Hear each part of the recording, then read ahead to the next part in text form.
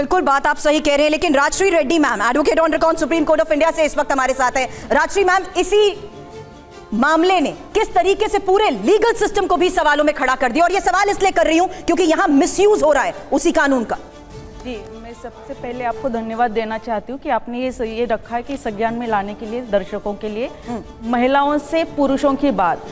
ये अनादिकालीन से सत्य है कि महिलाओं पे अत्याचार होते रहे हैं। 1983 में जब 498 ये इनेक्ट हुआ, इनकॉर्पोरेट हुआ हमारे भारतीय न्याय संहिता में, उससे पहले कई सारे ऐसे थे कि डोमेस्टिक वायलेंस, क्रुएल्टी, प्रताड़िता के बहुत सारे हमारे पास किस्से भरे पड़े हैं और केसेस भी है।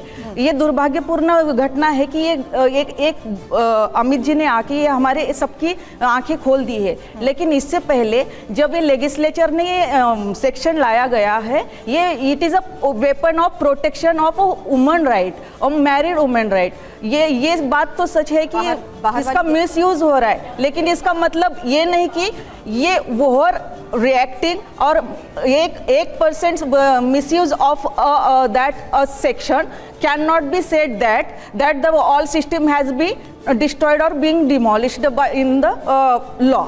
It is the fact that honourable supreme court, हमारे माननीय सर्वोच्च न्यायालय ने भी ये कहा है, जहां पे मिसयूज है और अब्यूज होता है किसी सेक्शन का या किसी स्टैट्यूट के प्रावधान के सेक्शन का, किसी लॉ का, किसी रूल का, तो उसमें आपको एक प्रॉम्प्ट एक्शन लेना चाहिए, not to attack on that section. यहाँ पे जो ये जो अभी मैम ने बताया कि मिसयूज का जो पावर, ये जो जिस्ट है, लेकिन ये हकीकत तो है ना, क्योंकि यहाँ इस वक्त मैं आपको बता दूं, अतुल सुभाष जो अब इस दुनिया में तो नहीं है, लेकिन उनके भाई अब मेरे साथ जुड़ रहे हैं। लेकिन उससे पहले विकास मोदी से मैं इसको लेकर एक सवाल करूं, उससे पहले खबर भी बता देते हैं, क्योंकि आरोपी पत्नी निकिता के परिवार ने अब घर छोड़ दिया है और भाई अनुराग और मां निशा सिंघानिया भाग चुके हैं। आपको बता दें, अंधेरे में बाइक पर भागते हुए परिवार वाले नजर आए हैं। हालांकि बिना किसी सवाल का जवाब दिए जिस तरीके से परिजन अब भाग रहे हैं, उसको लेकर भी सवाल उठने शुरू हो चुके हैं, क्योंकि गंभीर आरोप, 24 पन्नों का ये सुसाइड नोट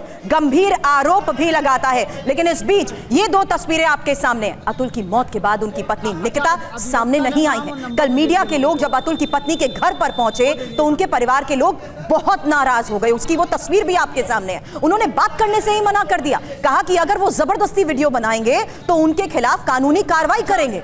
लेकिन आज पूरा परिवार गायब हो चुका है। और आपको बता दें, निकिता का भाई अनुराग सिंघानिया, मां निशा सिंघानिया आज सुबह का वक्त जब कहीं जाते हुए नजर आए, और इस दौरान उन्होंने मीडिया के कैमरों से भी बचने की जिस तरीके से कोशिश की, वही तस्वीर हम आपको दिखा रहे हैं। आरोपों पर किसी सवाल का वो जवाब नहीं दे पा रहे हैं।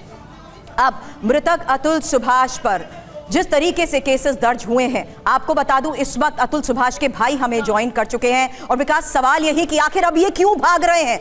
अगर इनके ऊपर लगाए गए आरोप झूठे हैं तो ये सामना क्यों नहीं करना चाहते?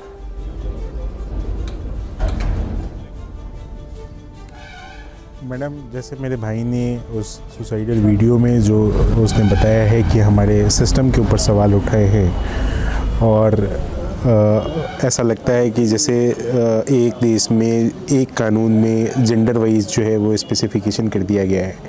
अलग जेंडर के लिए अलग कानून है, अलग कानून व्यवस्था है, और अलग जेंडर के लिए अलग कानून व्यवस्था है।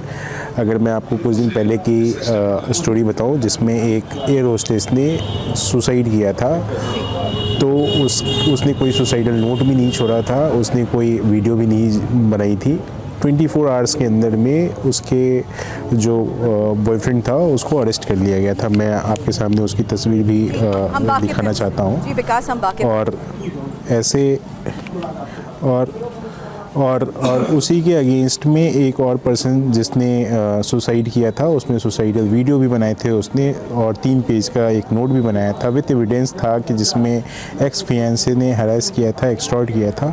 उसके एफआईआर भी 2 महीने के बाद दर्ज हुई थी और एक्स फियांसे को अरेस्ट भी नहीं किया गया था। मैं आपके माध्यम से ये फ़ोटो शेयर करना चाहता हूँ।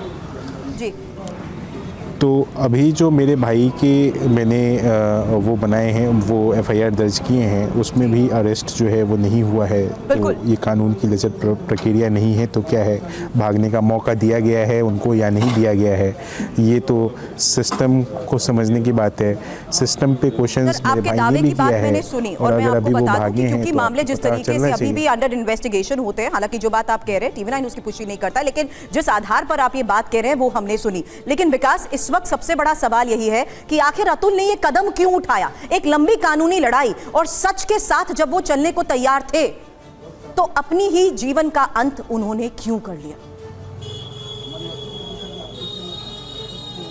बिकॉज मैडम आप देखोगे तो हमारे इंडिया के जो लॉज हैं, हाँ। कानून हैं, और जो कानून के जानने वाले लोग हैं वो कानून का कैसे मिसयूज़ कर रहे हैं।